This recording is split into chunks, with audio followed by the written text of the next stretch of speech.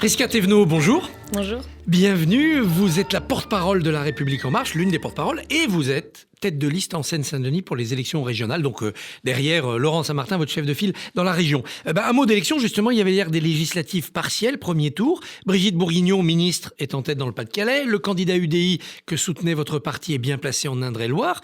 Ça s'est pas trop mal passé pour votre camp, alors qu'on attendait une sorte de punition. Est-ce que c'est la fin de la pente descendante pour La République En Marche ? Je pense que c'est surtout le résultat de on ne peut pas faire campagne contre quelqu'un. On fait campagne pour porter un projet. Et ce qu'on voit, c'est que la plupart des partis dits traditionnels ont surtout fait campagne contre. Voter anti-Macron, voter anti-Macron. Voilà, exactement. Voter contre le gouvernement, voter contre Macron, voter contre la majorité.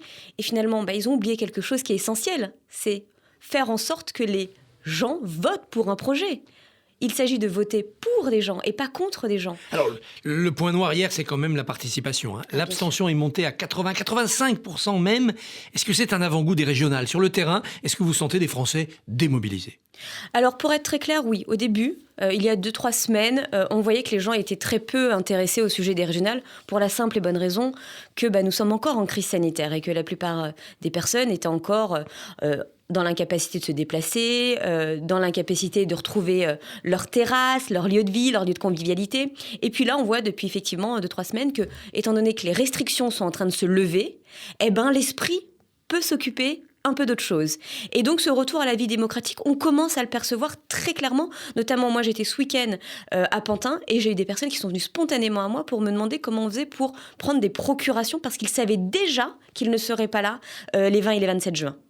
Le Rassemblement national n'a pas percé hier dans les partiels. Est-ce qu'on n'exagère pas un peu le risque RN dans les régionales ? Parce qu'il y a quelques régions où ça a l'air de chauffer, on craint une vague RN.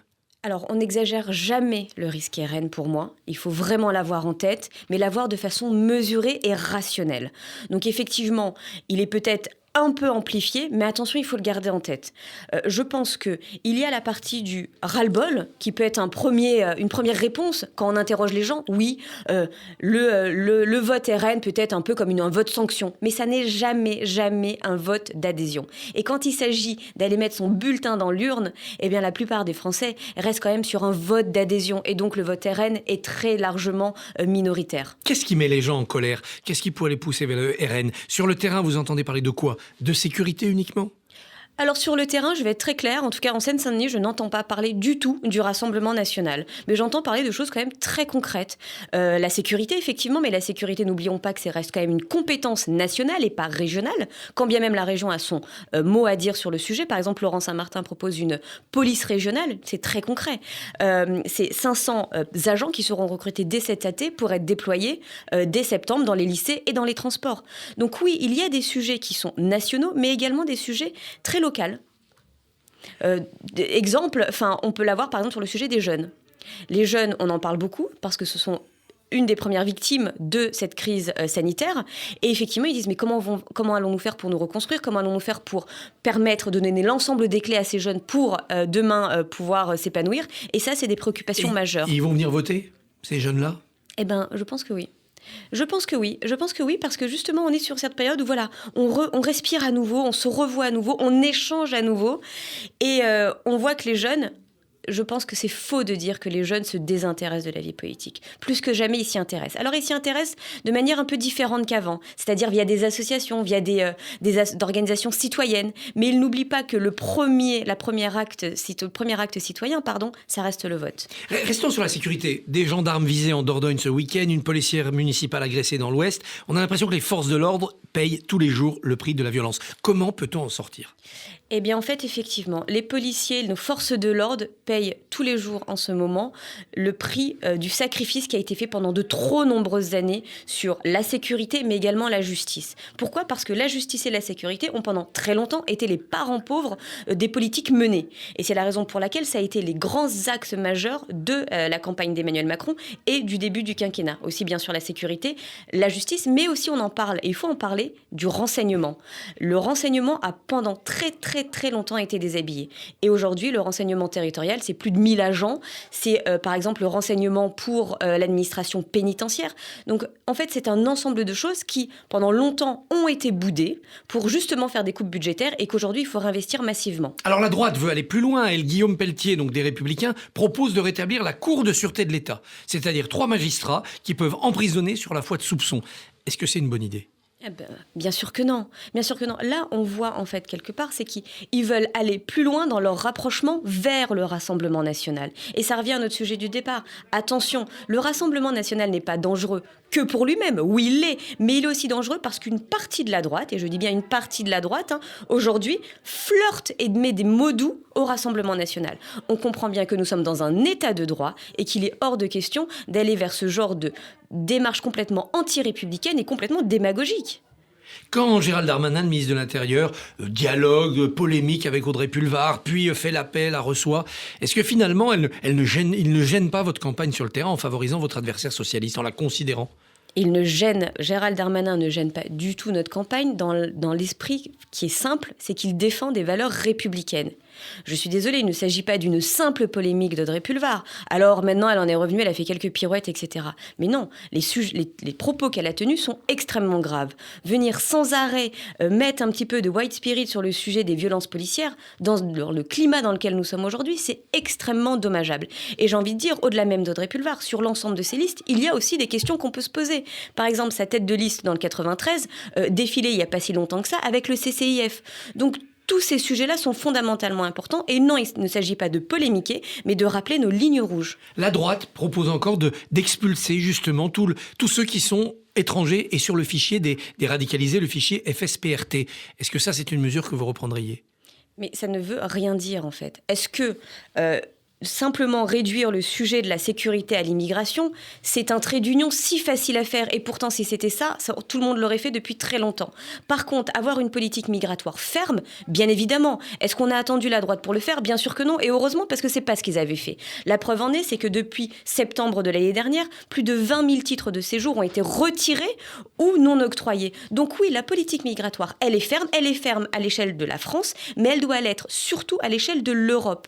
Et c'est là que ça va s'inscrire, notamment parce que d'ici quelques mois, nous allons être à la présidence de l'Europe. En janvier. Exactement. Et donc là aussi, il va falloir peser de tout notre poids pour avoir une coordination extrêmement forte sur la politique migratoire à l'échelle de l'Europe. Nombre des faits divers récents étaient en lien avec des violences conjugales. Vous êtes une jeune femme, vous êtes dans un département qui est marqué souvent par des faits divers. Est-ce qu'il faut durcir les sanctions contre les maris violents ? Alors, effectivement, il faut durcir les sanctions, faire en sorte qu'elles soient bien appliquées, mais surtout aussi accompagner les familles. Et je pense que c'est un ensemble de paramètres à prendre en compte. Ça n'a échappé à personne que ça a été et c'est toujours la grande cause du quinquennat d'Emmanuel Macron. Les violences faites aux femmes et les violences intrafamiliales. Maintenant, il y a encore des trous dans la raquette et il faut le dire de façon très claire. Tant qu'il y aura une femme qui mourra sous les coups de son compagnon, de son mari, ça sera un décès de trop. Donc oui, nous devons aller toujours plus fort sur ça, être d'autant plus ferme, mais aussi penser à l'accompagnement des familles, des femmes, mais également des enfants. Alors à partir d'aujourd'hui, la vaccination est ouverte à tous. Mais est-ce que tout le monde voudra se faire vacciner ? Est-ce qu'on ne va pas atteindre ce qu'on appelle le plafond de verre ? Ça va plafonner. On restera avec 15-20 millions de gens qui ne veulent pas y aller.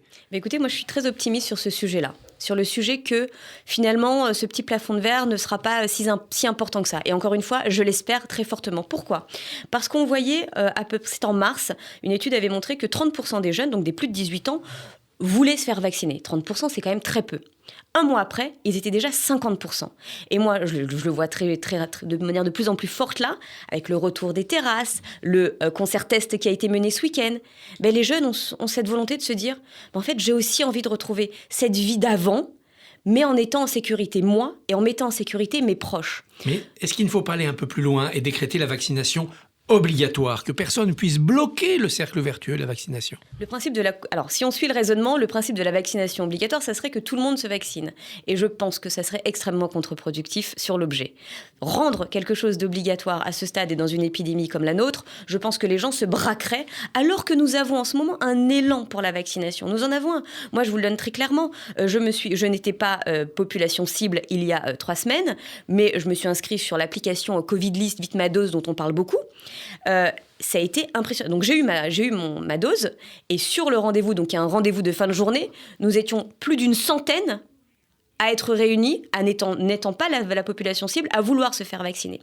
Donc cet engouement arrive. On peut motiver en disant pas de vaccin, pas d'activité, pas d'avion, pas de concert, pas de stade. Je ne vous le dirai pas parce qu'à titre personnel, je suis vraiment contre la vaccination obligatoire dans le cadre de la Covid.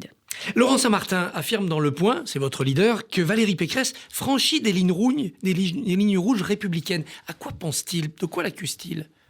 Elle a eu des sujets, des mots assez impressionnants, assez étonnants sur justement ce lien et cette trait d'union qui était fait entre la sécurité et l'immigration.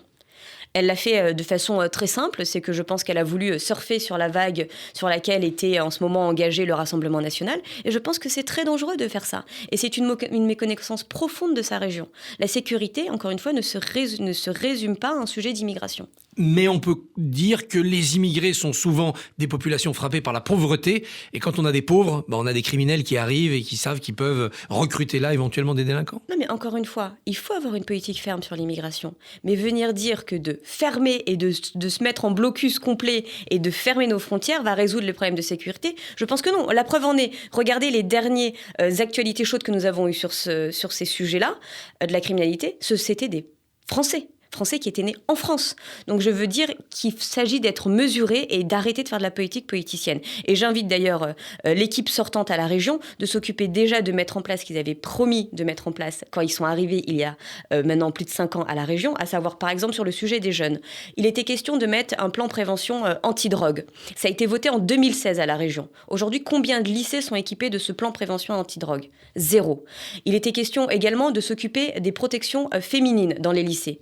Un certain nombre de lycées ne sont toujours pas équipés. Moi, j'ai échangé samedi, j'ai échangé avec une élue de Bondy qui me disait « J'ai interpellé la région pour avoir ces dispositifs dans les lycées de ma commune. Je n'ai toujours pas de réponse. » Donc je pense qu'avant de venir surfer et de faire de la politique vraiment pas très belle, occupons-nous déjà de ce que les Franciliens réclament. Un dernier mot de politique étrangère. Le Mali est aux mains des militaires maintenant. Est-ce que les soldats français doivent partir ? Alors, le président de la République s'est exprimé dessus, justement, et je pense qu'il faut être très vigilant sur la façon dont nous déployons nos forces étrangères et nos forces de protection à l'étranger. Je pense qu'il ne s'agit pas de faire de la protection de coûte que coûte et quoi qu'il vaille, mais bien de faire attention aux valeurs républicaines qui sont les nôtres et de défendre et de s'attacher à défendre les valeurs républicaines qui sont les nôtres aussi bien sur notre territoire qu'à l'étranger. Prisca Thévenot, merci, bonne journée. Merci.